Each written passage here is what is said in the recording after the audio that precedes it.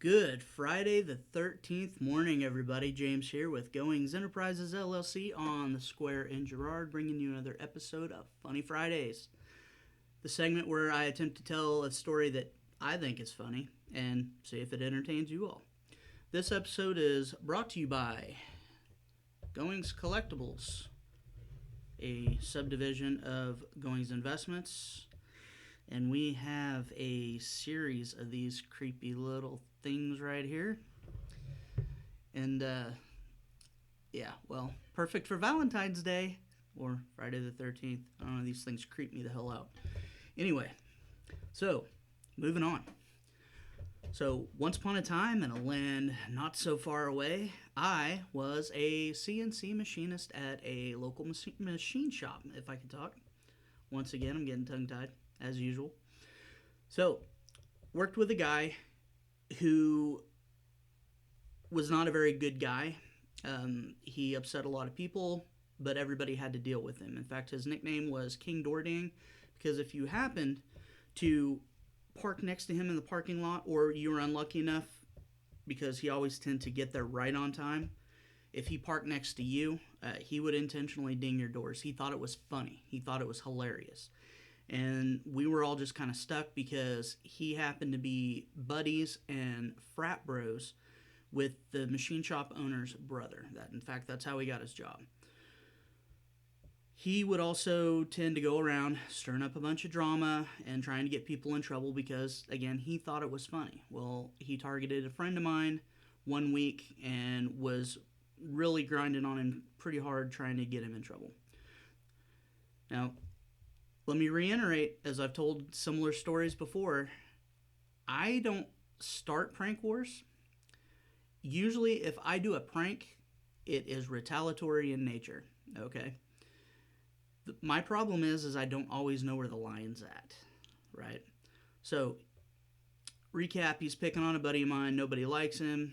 Everybody is kind of tired of his crap. I hatched a plan.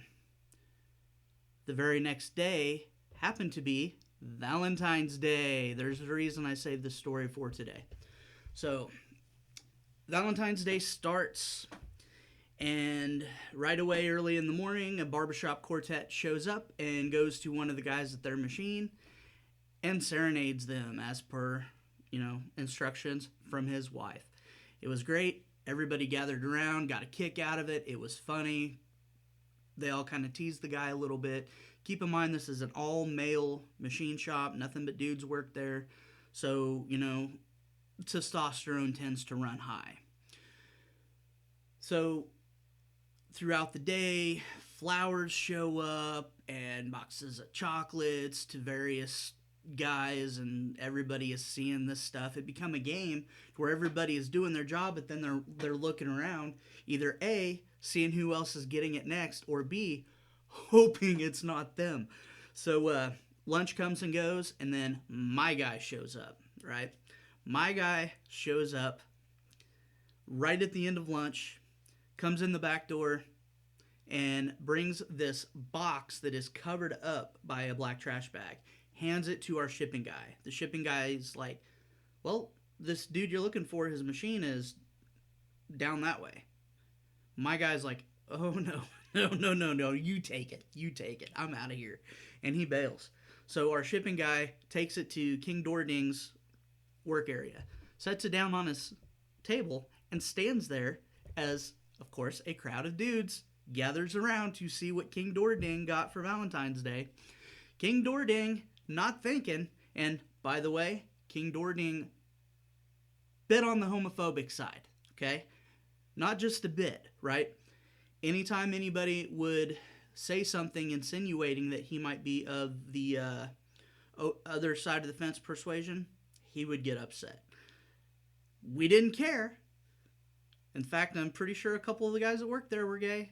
Not a big deal, but it was to him, which makes this next part really funny. He rips off that trash bag, not sure what to expect, and these two penis-shaped balloons go while being attached to what got dubbed the gay bouquet. It was a live plant basket with fake flower studding in it. and all these toys just sticking out. And he is in such shock at what he is looking at and receiving.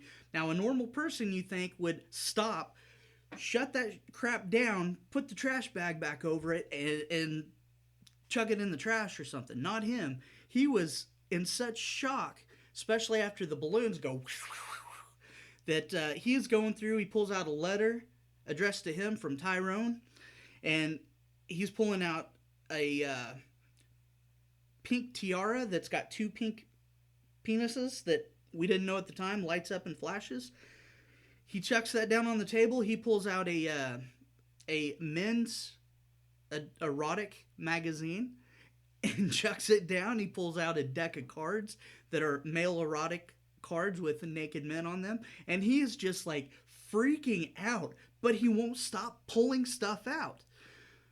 Finally, he slams the thing down and he storms off to the bathroom with everybody laughing at him, getting a kick out of it, right? Because everybody knows how homophobic this dude is, and it played out perfect. So he storms off into the bathroom, doesn't even bother to turn the light on, and locks himself in one of the toilet stalls. A little bit later, one of the other guys that, I don't know, I find it funny. He thinks he was funny. He grabbed the penis tiara and found a little switch on it that caused it to light up and flash. And he walks over into the bathroom and says, "Hey, man, you okay?" "Well, it's dark in here. I thought you could use some light." And he tosses that tiara up underneath the stall to him and then runs out, right? So finally, King Dordang comes out of the bathroom and he's just hulking mad, like, nobody better mess with me anymore. Nobody better touch me, or nobody better say anything to me again.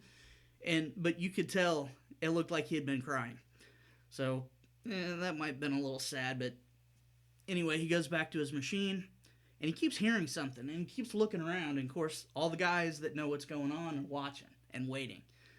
Finally, he goes over to his toolbox and he starts pulling out drawers. Well, about the third or fourth drawer he pulls out flops this very large male phallus that some of the guys had volunteered their flashlight batteries. Like, do you sell flashlight batteries to bring this thing to life? And it's just flopping around inside there. He grabs it and it's just woo, woo, woo. And he slams it down, doesn't even shut his machine off. He leaves. He storms out of the building and goes home. And then he's gone for a day or two. Then it's the weekend. And then he comes back that next Monday. Doesn't want to say anything to anybody. Doesn't talk. He doesn't even park next to anybody. He just parks over away from everybody. So I guess it kind of had its intended purpose. Again, pranks that I pull are usually retaliatory in nature. And I don't always know where the line is. But yeah, I have not worked at that machine shop in years, and sometimes I come across people that had worked there after I did, and that story is still told to this day.